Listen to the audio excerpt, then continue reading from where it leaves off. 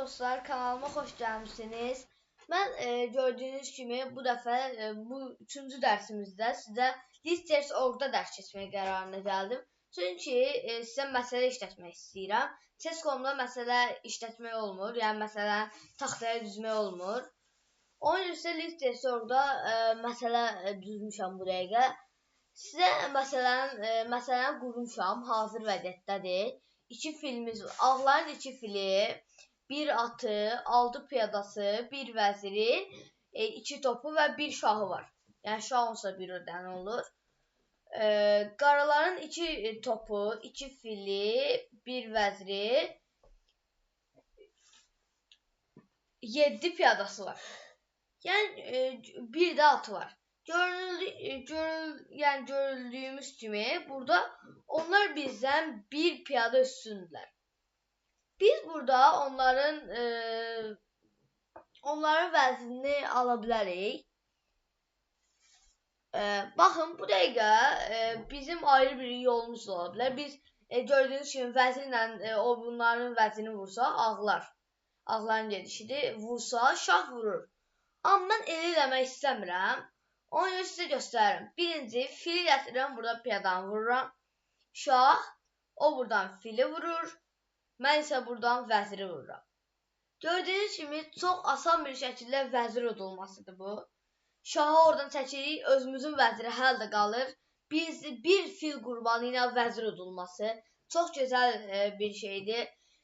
Sizə indi ayrı məsələdə quracam.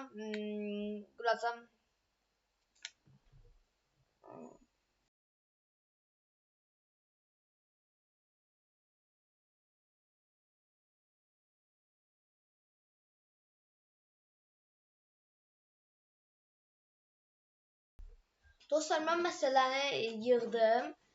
İndi isə sizə bu məsələni də göstərəcəm. Birinci, vəzir udulması belə olacaq. Şah verəcəm. O qaçsa, biraz qaçmayacaq. O məntiqsizdir. Vursa mən vuracam. Bu biraz məntiqsiz məsələdir. Mən bunları indi bir kitabdan sizə verirəm. Bu biraz məntiqsizdir. Biz onu vurmalı, niyə vurur ki vəzirlə?